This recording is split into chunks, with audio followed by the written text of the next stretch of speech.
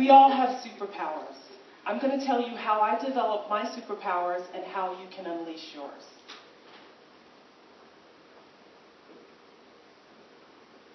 My mom had 13 children. That's her superpower. Give it up. Wow, 13 children. That's her superpower.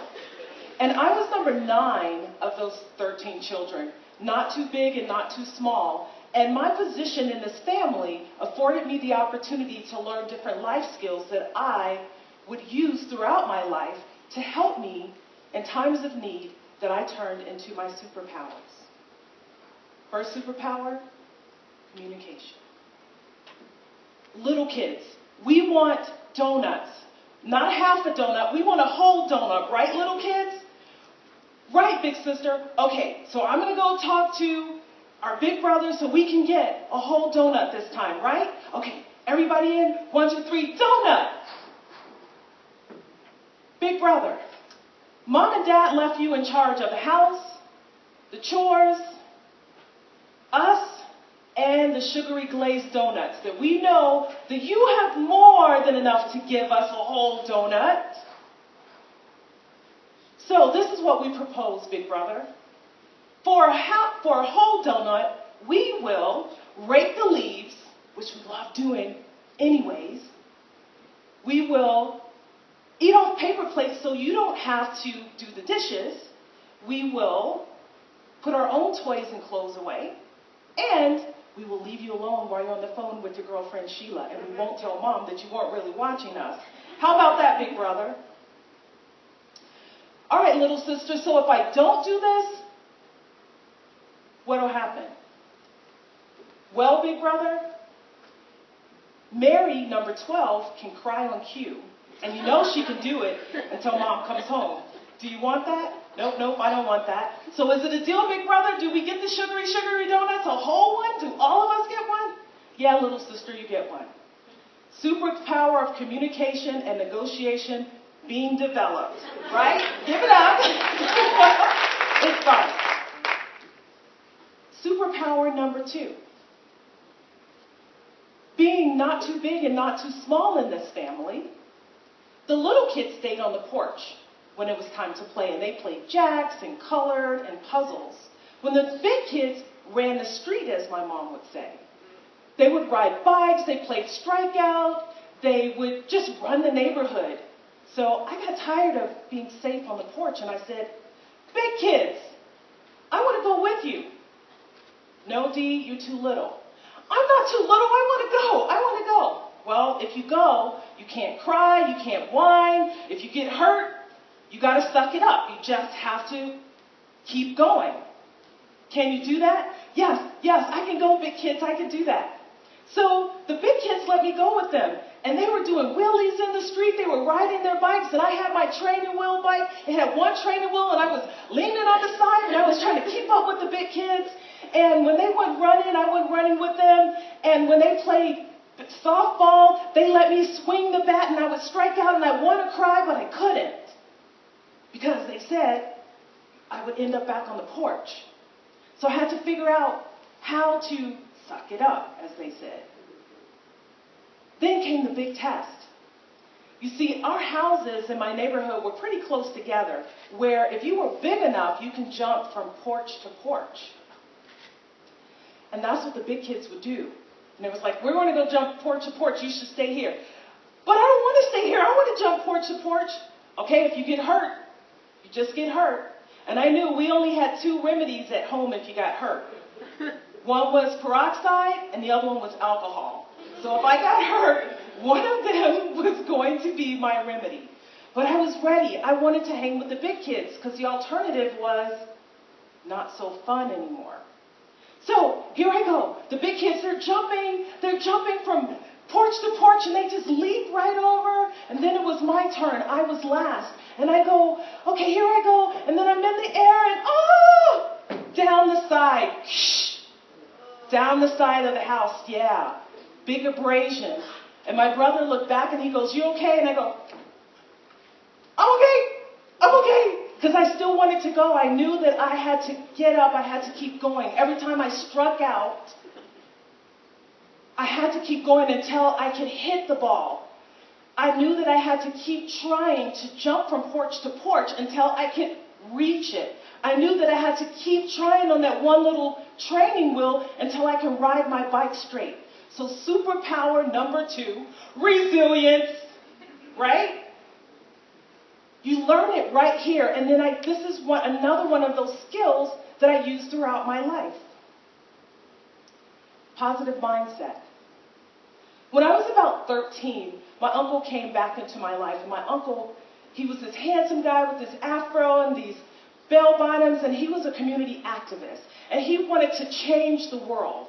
And back in the 70s, it was all about sit-ins, and it was about sitting in against racial discrimination and against apartheid and against all of these things. And he took me to rallies and to conferences. And you know what? It was the most positive experience I've ever had, because I was around people who wanted something different. And they were peaceful and they were loving. And it was people of all races, all colors, all ages that got together and would sing and say, we want change, and we're going to stand up for this change. And that's when I first saw myself as being something other than a black child. I knew that what we were doing in those spaces was paving the way for me to have dreams, to be positive, to keep moving forward, because the people there saw the vision for me. And so I knew that I had to keep going. I had to be positive, not just the glass half full, but the glass overflowing with I can do it. I can do it. Because you see, I had already developed the super skills of communication and resilience, and all I had to do was add positive mindset to that. So who would have known that I would have needed these skill sets, these superpowers, when I joined the Navy as a public affairs officer? Being able to speak up, disseminate information, speak up for myself, not only advocate for myself, but for others who didn't have a voice like I did for my little sisters and brothers.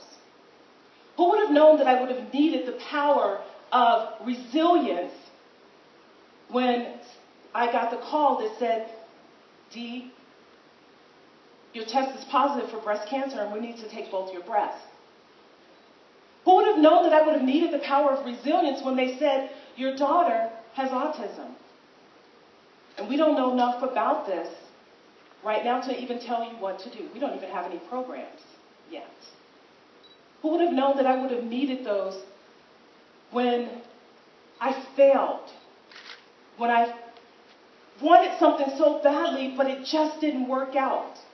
These superpowers kept me going and kept me moving forward through my life. These superpowers. Now, this is what I want you guys to do. Everybody stand up. Stand up. It's been a long day, but you guys can do this.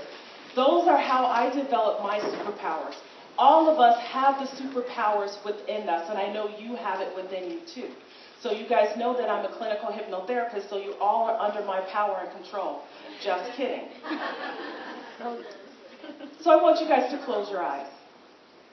And I want you to think about your childhood. The bad and the good, all of it together.